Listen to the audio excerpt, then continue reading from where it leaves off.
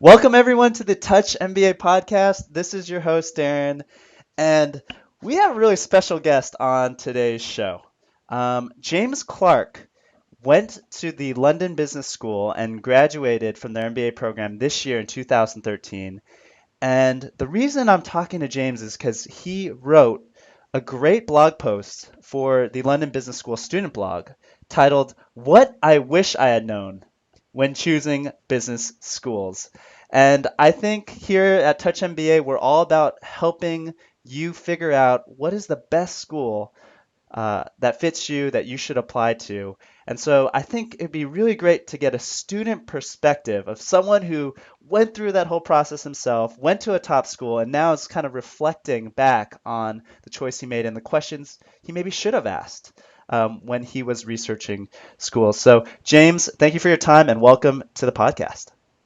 Thank you very much, Darren. Pleased to be on the show. Awesome. So, James, could you tell us a bit more about yourself? Tell us a little bit about your background. Yeah, absolutely. So I started working as a lawyer in New Zealand, what feels like ages ago, and I worked as a lawyer in New Zealand for about 3.5 years, doing a lot of M&A work, working in the oil and gas industry as well, or for clients in the oil and gas industry.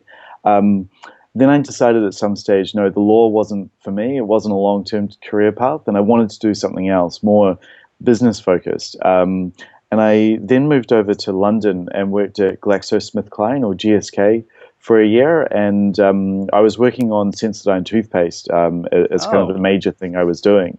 It's my toothpaste of choice. Excellent. But I wasn't working as a lawyer. I was actually working as a project manager, and so did that for a year. And while I was over here in London, one of my friends was applying to MBA schools, and it really got me thinking, hey, this is probably the next step for me as well. And so I went through the application process, applied to a number of schools, and got into London Business School. And so that really led me to taking that next step in my career, and had a fantastic time there, and have just started working at PayPal here in London 3 weeks ago. So a whole new career trajectory for me. Great. So does your new job at PayPal, was it a switch for you in terms of function or role? Yeah, very much a switch in function and role. Previously I was working as a lawyer and then as a project manager. Now really what I'm looking at doing is looking at, strategy for PayPal in the UK and trying to identify new opportunities for them, and really trying to assess whether they're ones that PayPal should pursue. Are they going to be profitable? Are they going to be exciting and really grow the business? So yeah, it's definitely a change from what I was doing previously. That's awesome. Excited for it.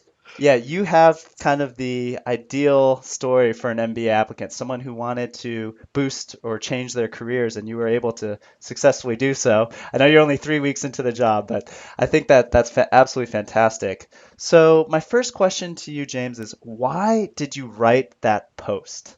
And to the audience that's listening, I will link to this in the show notes so you can read this post from James. But why did you write this post of what I wish I had known when choosing business schools?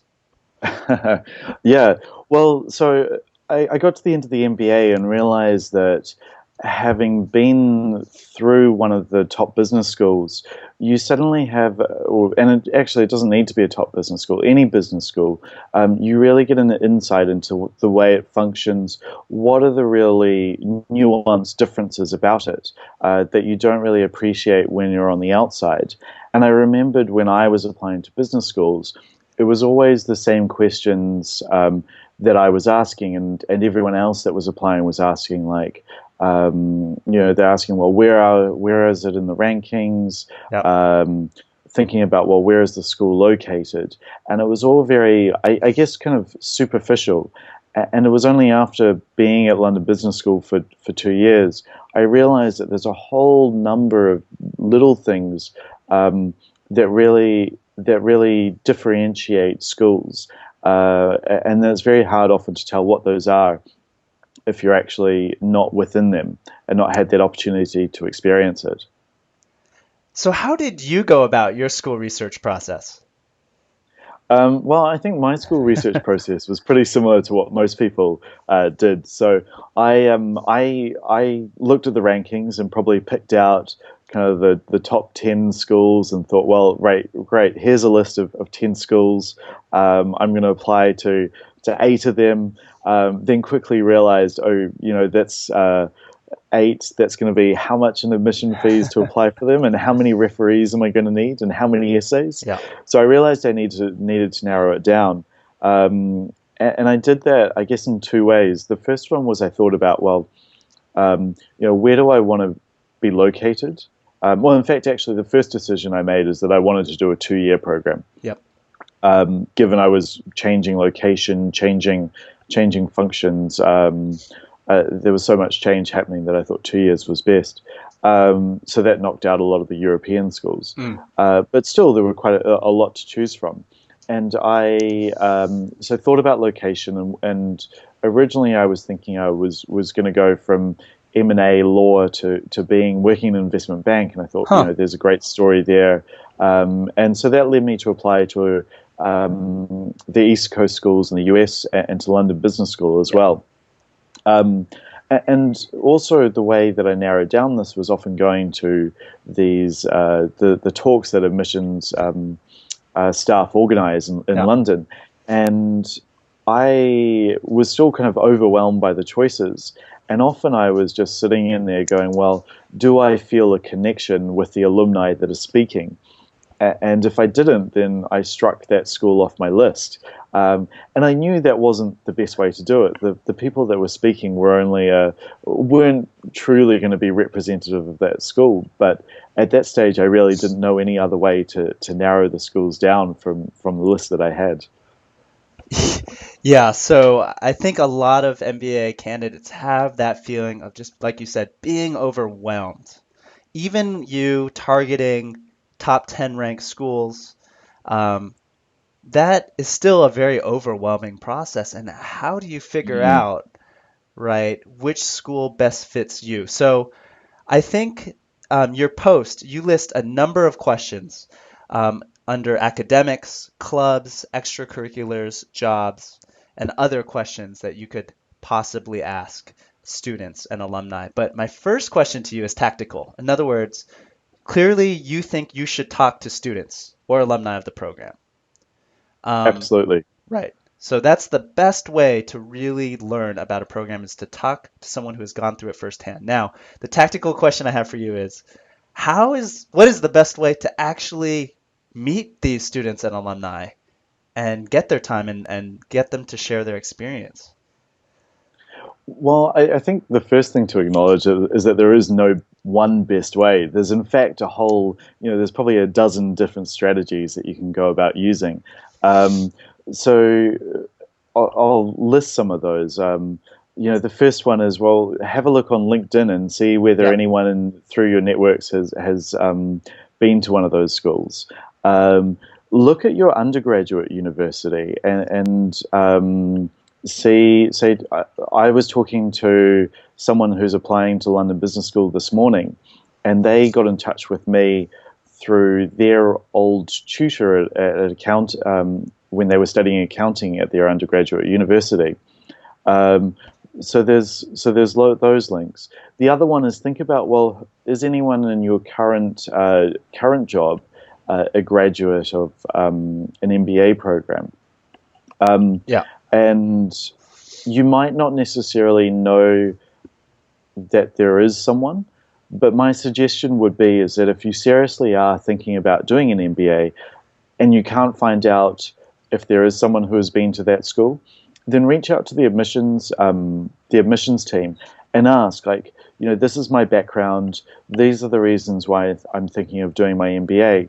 Is there anyone that you can put me in touch with from a similar experience who might be at my current job, or who might be in where I'm living? So if I had been back in New Zealand when I was applying, I know that they would have put me in touch with a couple of people from a similar background who had been lawyers previously. So definitely reach out to the admissions team for that as well. Another way is, often the business schools have clubs, and if you look on the club websites, you'll see that they'll usually have the presidents or members of that, and so reach out to those people and just sort of start up a dialogue and find out more about that. And if you happen to be in the same city, see if you can meet them for a coffee chat. So those are a couple of ways. I'm sure I could go on for quite some time, but it's really just identifying different avenues. Look on LinkedIn, think about all your different networks, whether it's your undergraduate school, your current company, reaching out to the admissions team, or just directly reaching out to current students. Some awesome tips there. And I can say, speaking from the admissions perspective, that the one way that student club presidents or admissions officers won't help you is if you write them an email and say, I want to talk to someone who's studying at LBS or studying at SMU where I used to work. Because there's no context to that request. So when you try to contact student club presidents or students or alumni or even the admissions office, tell them about yourself. Tell them where you're coming from, what you're looking to do, and where you're from, and if you can be put in touch with students and alumni. So always provide some context to your request. Never make blind requests. So, okay, great. So now maybe, James, if we can go straight into the meat and potatoes, so to speak, of this podcast, which is your list of questions. So again, you broke these questions down into academics, clubs, extracurriculars, jobs, and others. If we could start with some of the key academic questions you think students should ask when they're applying to business school. Yeah, good question. I'm trying to think which are the most important ones. Yeah, your academic section is the longest, so you have the most questions in there. I mean, just kind of thinking about the key ones. I think probably talking about particular subject areas, and then also kind of like unique requirements. I think those are probably good questions to ask about there. Or maybe also how electives are allocated. And maybe good professors, I think. Good professors or particular courses that you want to do. I think those are probably the interesting ones that I would go. So definitely the unique requirements. Let's discuss that. And maybe like how electives are allocated and which ones you want to think about doing, and the good professors. Okay, so let's take a step back. You at the time were in law and you thought you might want to jump into investment banking, right? At the time you were applying. So I'm sure that career goal influenced the questions you were asking to students and alumni. Or did it not? I think a lot of my questions were probably more focused around lawyers making the jump into investment banking. Yes. And sort of, is this a school that is going to be able to enable that jump? Right. I think it was more around that rather than thinking, is this particular school going to be able to offer the courses that enable me to do that? Got it. So I think that's a great perspective. So yeah, keep the bigger picture in mind about whether school, right, can help you transition careers overall, not just academically. Right, yeah. So you mentioned the requirements. Can you explain what you mean by requirements, academic requirements? Yeah, so I guess there's a couple of different elements to that. Some schools will say, right, here's the courses that you must do during your first year, and maybe even in the second year. And others will say, well, actually, we know that you want to all go in different tangents, and therefore we're giving you more options in terms of what you do. So some schools set very particular requirements about the courses that you need to do. Right. And that probably applies across all of the MBA programs out there. Then there are other schools that have particular requirements. And so LBS and INSEAD are two that have a language requirement, whereas I don't think many others do have that. And so that's definitely something to keep in mind and find out about.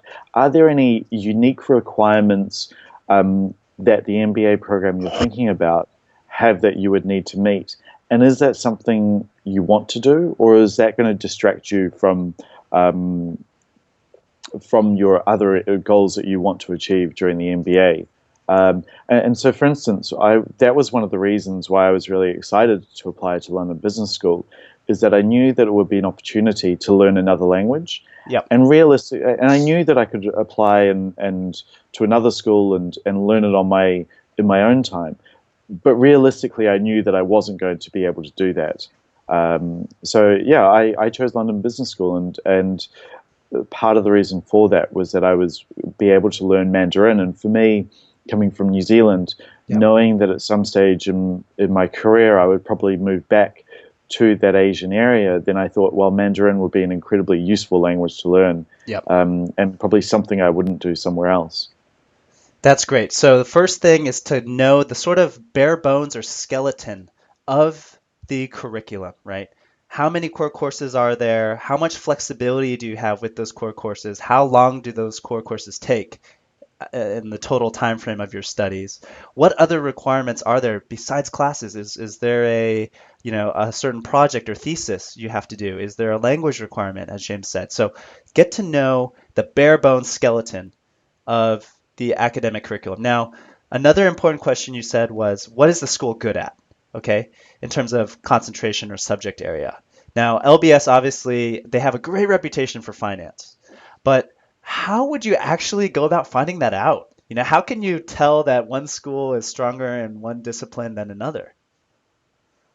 Yeah, that's a good question, and I think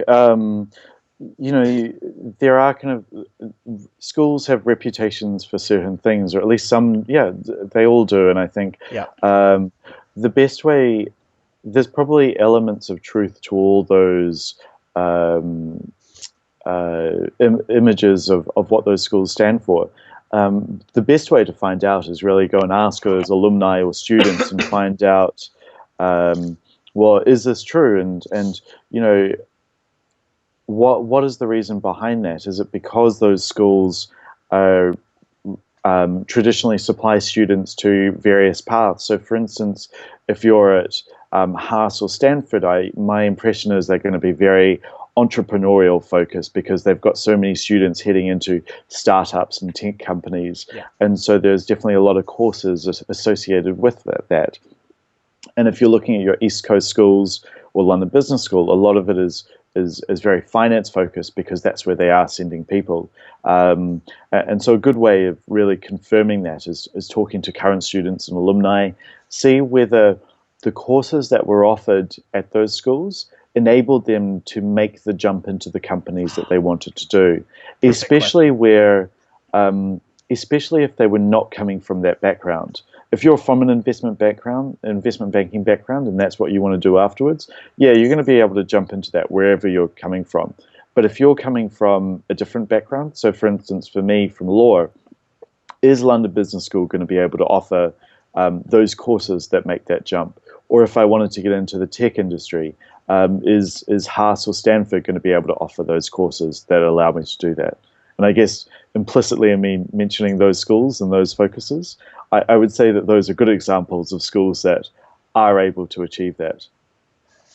That is just absolute gold. So look at the macro picture in terms of where schools are placing their students. What industries do most of students go into? That's one place to start. Then take a micro perspective and ask students, do the courses offered by this MBA program, will they help a career switcher like me get into those industries?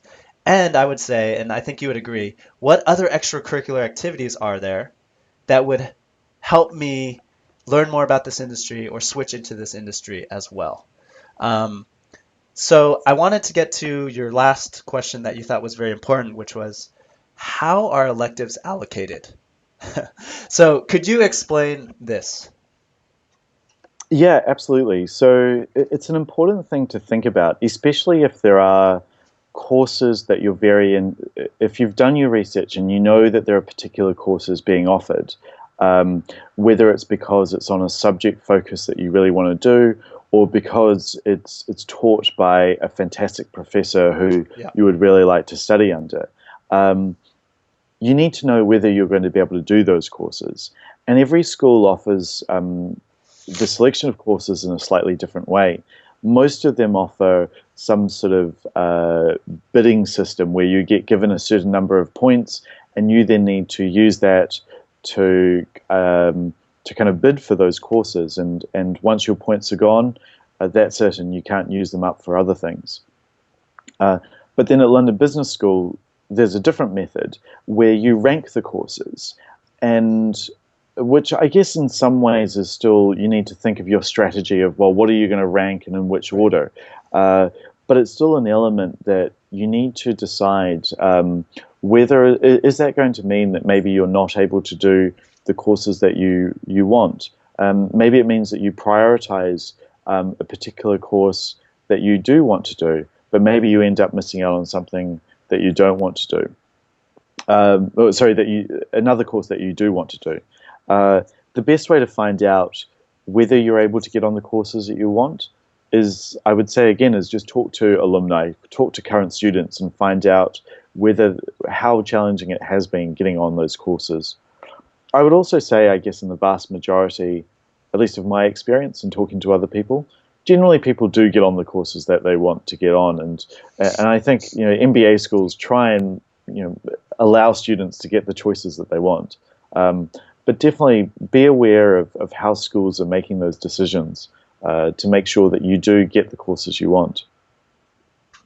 Got it. And how important do you think is it to figure out whether, your questions that you listed were, how many people are there in your stream or section or cohort? How do people interact with each other? Are there study groups? Do they matter?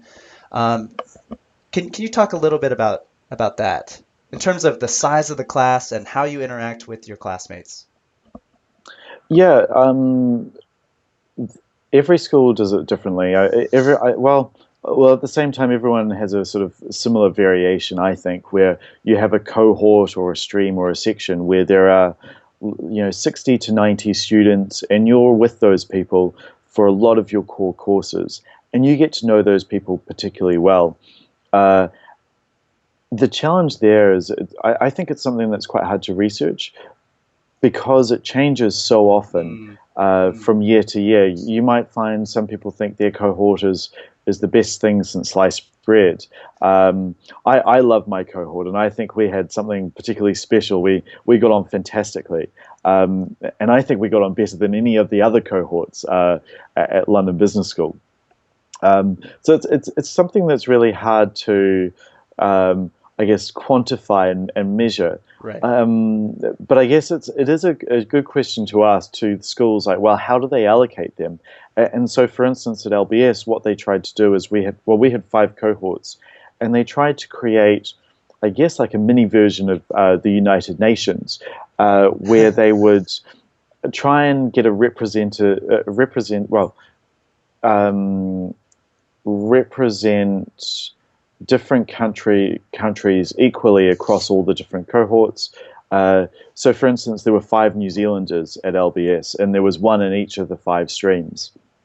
And then you also have they also try and mix up the backgrounds as well, so it's not all the lawyers in one stream. Instead, they're kind of spread over all the different streams. And that means you get a whole bunch of different personalities from different countries, and also different experiences as well, from different industry backgrounds and different roles. And so that also plays into the study groups. And I think most MBA programs also have study groups as well, which is a kind of group of, let's say, 7 students where you'll work on projects together to varying degrees. And I think this is an interesting thing to find out between different MBA programs. So for London Business School, for some of our core courses, there would be, I don't know, let's say up to maybe a third of our grade would be assignments that we do as a group. Whereas I know at other MBA schools, the study group is really just something where you've placed in there to discuss just the business case that you'll then be discussing in class. But there's no group grade that will come out of that. And I think there's definitely, I liked the idea that there was a group grade. assigned to the study group, because then there's more incentive to work, well, you have to work together, and I think that's a great thing where you're thrown in with people who you might not necessarily get along with, but now you have to, and it's a great way to really learn how to interact with people from different cultures and improve your leadership style in a safe place. You know, you're not there in a workplace where you're going to get reprimanded for doing something wrong. Here's an opportunity at business school to try something different. So I think this is another great way to sort of examine the skeleton, so to speak, of the program. So not just the curriculum, but how your interactions and are structured in terms of the size of your cohort, the size of your study team. Will you be graded as a group? Will you be graded individually? How long are you together with your cohort? Is it only for the first month? Is it for the first 6 months? Is it for 1 year? So these are all questions, you know yourself best. Everyone's different. Some people thrive in huge classes and love that variety of people. Others like a more smaller, intimate experience. So I think these are good questions to ask. And James, if we could jump now to your second two sections, which are clubs and extracurriculars. Yeah, actually, Darren, can I add an extra point just onto that? Absolutely. I think an additional point worth making is that I've listed all these questions on my blog post, and one really important thing is that by going through and thinking about these questions, it means that you have a far greater understanding of why you want to go to that school. Yes. And I think that will then come through when you're talking in your essays or in your interview about the research and understanding you have of that school.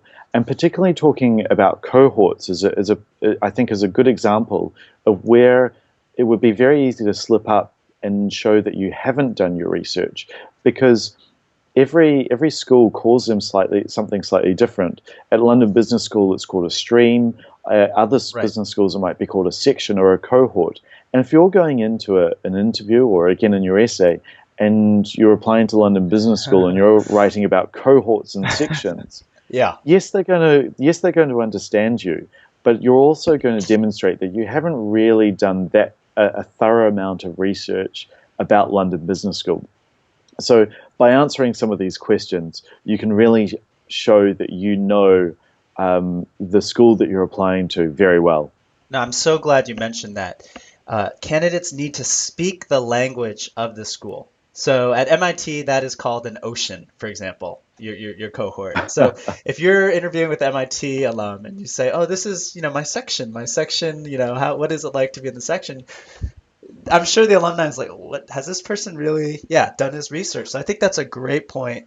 And you're spending so much money and so much time on this MBA degree. It behooves you to know all this stuff anyways. And yes, it will definitely show through your application. I can say that as someone who has read thousands of applications.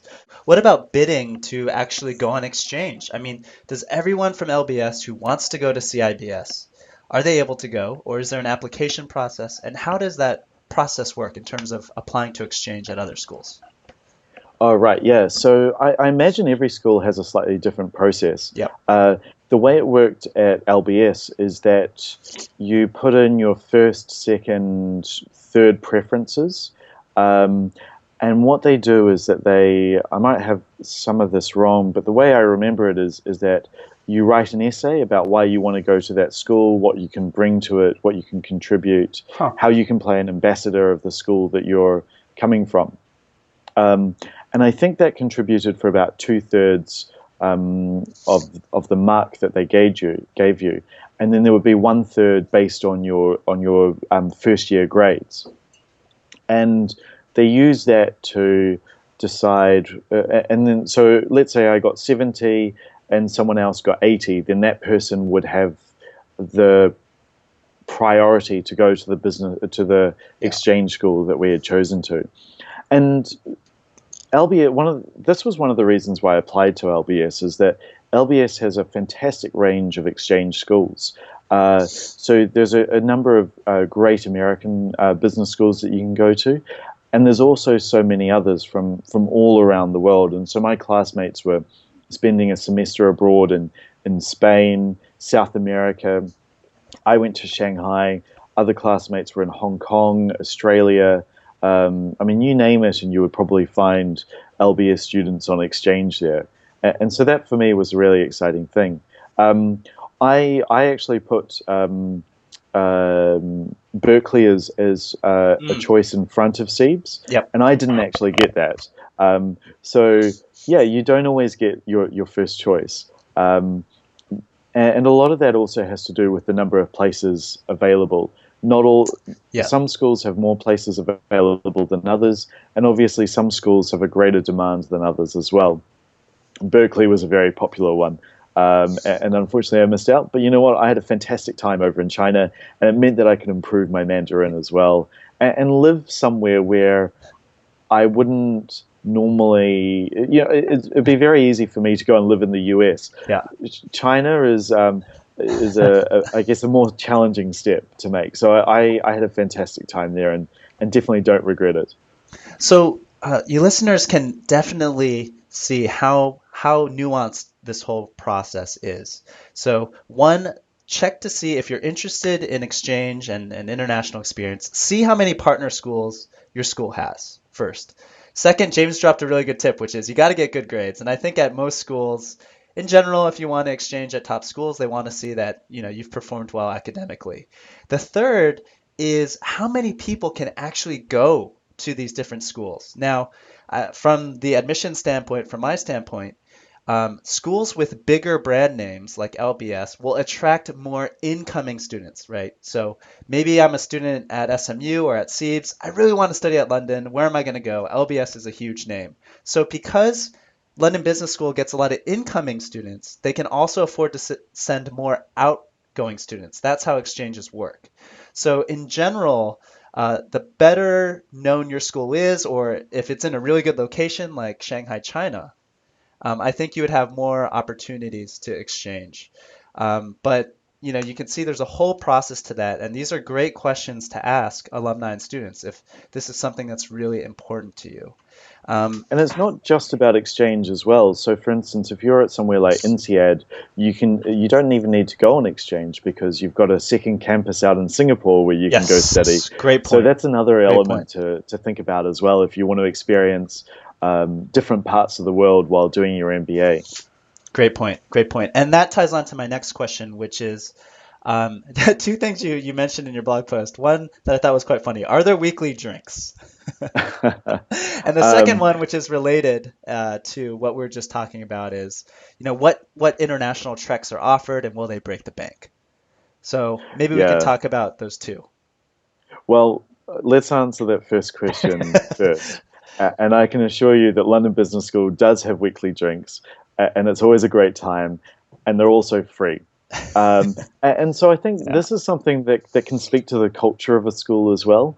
I think there are some schools, some MBA programs where you would have to pay your monthly or semester dues to be able to attend the drinks. And I'm sure most students do. But maybe those little things come into it. Maybe you're the type of student who might not want to go along most of the time, but there'll be a couple of times where you do want to go along and join all along with all your classmates. Now, maybe if I was at a school where I had to pay dues to attend, now suddenly I'm someone who I only want to go once or twice, but now I'm not going to go and I'm not going to take part. Right. I don't know. Think about whether it's something that happens or not. Oh, and I guess when I was over at SEEBS in Shanghai, they didn't have weekly drinks, and I think it would have been fantastic if they did, because it brings students together and it's a chance to meet new students, or it's also a chance just to catch up with people you haven't seen in quite some time. So I think it's an element that adds to, I guess, the culture of the school and a way of bringing people together. So that's your first question. Second question about the treks. For me, I think the treks were one of the highlights of London Business School. And broadly, treks break down into two categories. You've got your social treks and your professional treks. And I guess for anyone who's not so familiar with the word trek, it's more really a trip. where you go to some sort of destination and experience that place. So I went on a couple of professional trips. I went on one over to Los Angeles where we went and we were there for an entire week, and we had meetings with all the kind of LA-based Hollywood companies. Oh, cool. It's a little while ago, but we were meeting with Universal Studios, Disney, I think Ticketmaster, kind of everyone who you think is associated with that Hollywood industry. We were meeting with them, and it was such a great way to understand the industry, and it can also lead to developing that network in case you want to Yes. apply for jobs there as well. And I went on another one up to San Francisco, and I loved that as well. So we were meeting with, again, Google, Dropbox, who else? Yeah, I'm drawing blanks here, but the type of companies that you would be meeting with in Silicon Valley. Oh, we went to Tesla, and so we saw their factory there, and that was great, cool. kind of learning about what they were doing too. Yeah, so great opportunity to go and experience a different place and learn about what's happening in that particular industry, and also a great way just to network your way into jobs as well. So, for instance, there's I know investment treks where they go to Shanghai and to New York, and it really is very focused about getting focused on the job hunting thing.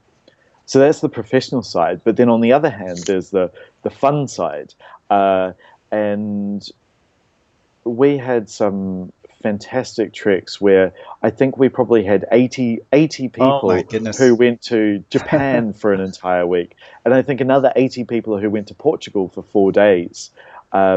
So there's definitely some great opportunities there. And I went on one earlier this year to Greece, and we sailed around the Greek islands for a week as well. And of course, during this time, it's a great way to bond with your fellow classmates, meet new classmates who you hadn't previously met, and really just have a great time. Of course, the downside, I guess, it is a downside, is that all these trips cost money. Yes.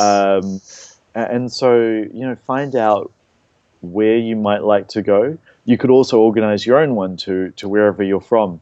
I thought about trying to organize one to New Zealand, although New Zealand, you tell people how expensive it is just for the flights there, and suddenly they become less excited about going. But, you think about it's an opportunity to show people your own country. And I know that really gets, most people excited. But yeah, think about how much you might need to save up for these. Talk to current students and find out how much these trips are costing them. They don't all need to be away to Japan or Los Angeles. We definitely had ones that were much closer. So from London over to France, or down to Portugal. So much easier, where you can hop on a cheap flight down there, and it's much more affordable than some places. So find out how much those are costing students, and school fees cost a lot, but add a little bit more on for those trips as well. Yeah, absolutely. And so were there any other extracurricular or club elements to LBS that you just, you had no idea existed when you applied, and that you wish you had asked about before? I mean, I guess, is there any other, important question to ask here? So definitely find out about which clubs are active. There you go. I think all MBA schools are looking for you to contribute to the culture and all the activities that are happening on campus. They don't want you just to come on and focus purely on studying and finding jobs. That's definitely an important thing, but they're looking for you to add to the vibrancy of the place. And a key way that occurs at business schools is through the clubs. And so find out which ones are active and which ones perhaps aren't. And I would say that most MBA schools, you can easily find that online, or talk to current students as well. And again, clubs broadly break down into 2 different categories. You've got your professional ones, which are very focused on finding jobs. Maybe it's in consulting or technology. And and then you've got your, I guess, fun ones, and those are also a great thing to take part in. And so I was part of the London Business School Rugby Club, and I think that was, I didn't really think about that so much before applying, but once I joined, I knew that this was a club that I needed to be part of, and it was such a great experience. Again, it's such a way to form long-lasting friendships, playing sports, going on trips to play other teams, and enjoying drinks afterwards as well. So find out, which clubs are the ones that interest you. It's also an opportunity to maybe try a different sport. I know that probably half of our members in the rugby club had never played rugby before. So they're not looking for everyone to be professionals in the sport that they're playing. Most people are willing to take on amateurs as well. So think about which things you might like to try out. We had a photography club, we had salsa. So throw yourself at those, and that's the way you really get more out of business school. And then also think about the professional clubs as well as a way to work your way into the different industries as well. And so I really got involved with the technology club. And so I organized a tech conference at London Business School where we had, I think, about 200 attendees. We had fantastic speakers coming from the industry to come and speak. In my first year, we had the managing director for Spotify from the UK speaking. This year, we had the Twitter MD for the UK speaking. So I had some great speakers. And I think being involved in organizing that definitely helped me get into the tech world. And also, again, the treks come into this as well. So we had a trek to Silicon Valley. We had one over to Dublin as well. So the clubs can also be a great way not just to make friends, but also to find your next job. That's awesome insight, and I'm sure many of our listeners never have thought about these questions, about clubs and how important they are and how integral they are to the student experience, the bonding experience, and the professional experience as well. And let's get to that. So probably the last section on jobs. Okay, so of course the big question in every MBA candidate's mind. What do you think are the most important questions to ask about business schools when people are doing research here? Around jobs, so I guess there's a couple of questions you need to ask yourself, and for one of the most important, I think, that you need to ask yourself is, where do you want to work after the MBA? So, for instance, I had been in London beforehand and thought London would be a fantastic place to stay on afterwards. And so that was an important driver in applying to London Business School. And so I would definitely say, think about where it is you want to work. If you're going to a West Coast school, it's much easier to find a job on the West Coast than it is if you're trying to find a job from London. Equally, if someone on the West Coast of the US is trying to find a job in London, that's going to be very difficult, right, unless you're from that area and you're returning to where you were previously. So think about where you want to live, and I imagine most people are thinking about that.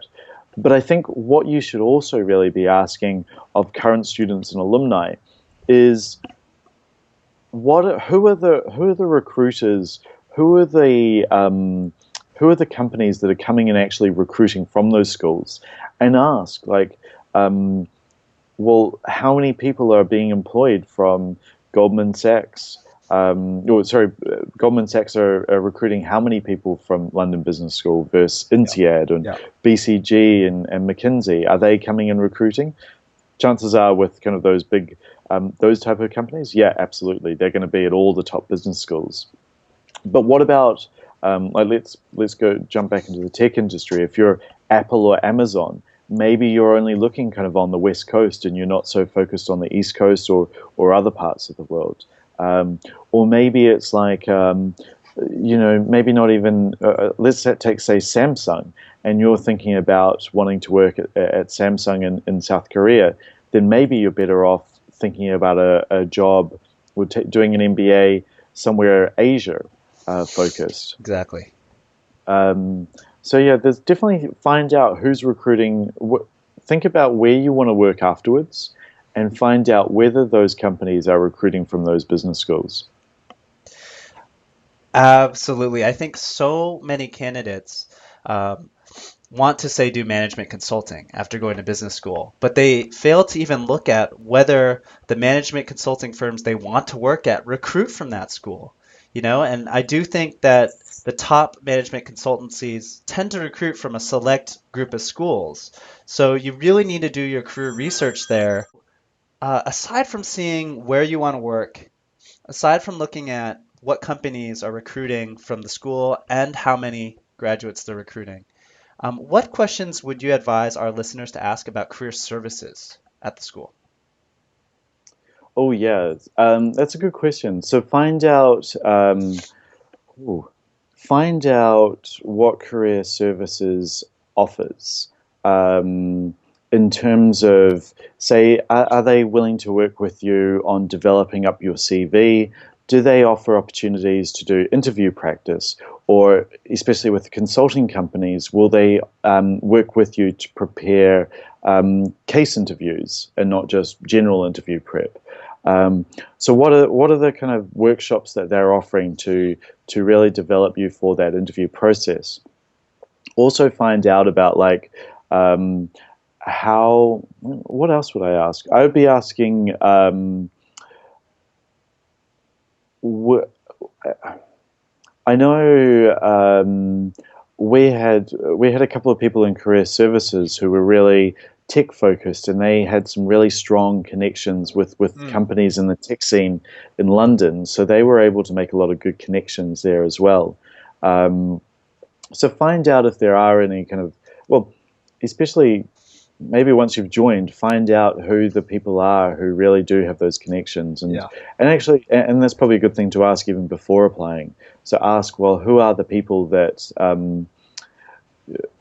does career services have insights or links into particular industries? And yeah, a lot of the you probably don't need career services to make those introductions to those more well-established recruiters from the MBA program, like your McKinsey's or your Goldman Sachs. But if you're interested in, let's say, smaller, more niche companies, then that's where career services can be very useful in making introductions. Now, I wouldn't rely on career services completely. A lot of it is up to you to go and do Yeah. your networking into those companies as well. But career services, a good career services can definitely be very useful.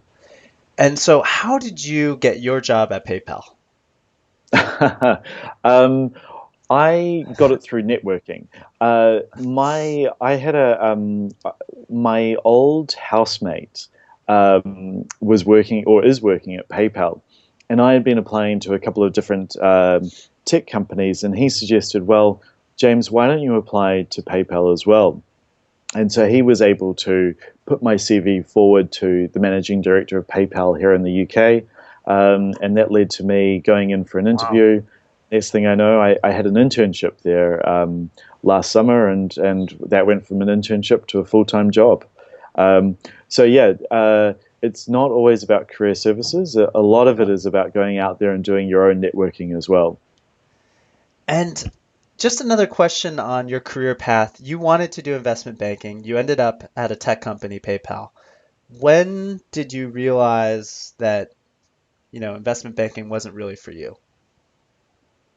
Um, yeah, so I think I spent a couple of months traveling before doing the MBA, and maybe kind of traveling and enjoying the good life uh, made me realize that I didn't want to go into a job where I was going to be working for ridiculous hours in investment banking. That there was Yeah. more to life than just working long hours, and I think I also realized that investment banking for me wasn't going to be the answer of what I wanted to do. It would have only been another career step of do investment banking for 3 years Right. until I can't stand it anymore, and then switch to something else. Yeah. And so I think maybe it was while I was traveling, maybe it was confirmed when I got to LBS and during kind of orientation week, talking to investment bankers, getting a better understanding of what actually that involves, I realized that actually, no, this is not something that I really want to do. And I think there's always been a lingering doubt. Maybe I should have gone and done that. But no, I'm happy where I am. Awesome. Yeah, so I think I'm certain I've made the right choice. Awesome. Well, we've covered so much ground on this podcast. I think that anyone who listens to it will really have a lot of great questions to ask when they're researching schools. James, if we could close this podcast with one more question from me, which Hmm. is, what is the ultimate question to ask about, or maybe how about this? What is the ultimate question you have to answer to decide on a business school? So you decided on London Business School. So what do you think was the biggest factor there? I think the biggest question you really have to ask yourself is, where is it that you want to go after doing the MBA? And will that business school provide the best opportunity for you to achieve that? Um, and so, for instance, um, maybe London Business School is not the best place to get into the tech industry. Maybe Haas or Stanford would have been a better place to go. But perhaps linked into that is, think not just about what it is you want to do after the MBA, but where you want to be after the MBA as well. So it's those two questions. And if you can answer those two questions, um, then that will definitely point you in the right direction of which schools you should be looking at. Awesome stuff, James. Thank you so much for joining us on the Touch MBA podcast. It's been a pleasure being on the show, Darren. Very much appreciated it. Great.